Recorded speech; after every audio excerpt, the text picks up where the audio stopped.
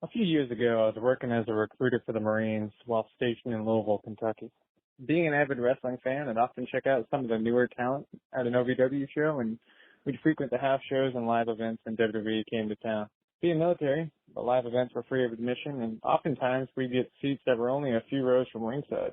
Got bored at work one day, started to comb through our database, and we'd have some basic info on any Marine who had enlisted in the past 20 or so years, and every now and again, you'd look up a celebrity to see how many pull-ups they did or what job they enlisted for, stuff like that. I had the bright idea of looking up one young Randall Orton.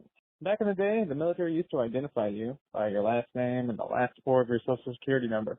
Our database had the full social security number of everyone who had enlisted. One of my coworkers who frequented the events had the wise idea of making a big sign with Orton and then the last four of his social security number and X's for the rest of the number.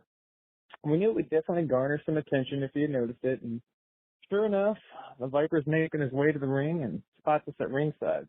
Demeanor shifted to one that was a bit more agitated than usual, and he came over to us and asked how the hell we got that information. We thanked him for his service, and he thanked us in kind, and suggested that it would be best if we forgot that information immediately. We agreed.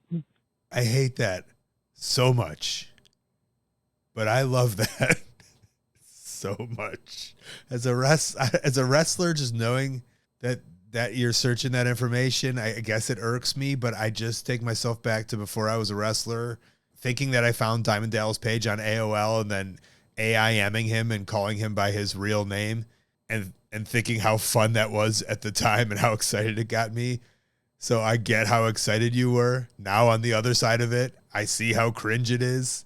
But there's one thing about calling a wrestler by their real name, but there's another by bringing a sign with their social security number on a poster showing everybody, specifically him, so he could be like, what the fuck?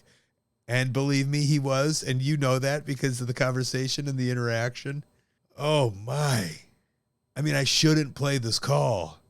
I think it's horrifying. I also think it's so funny.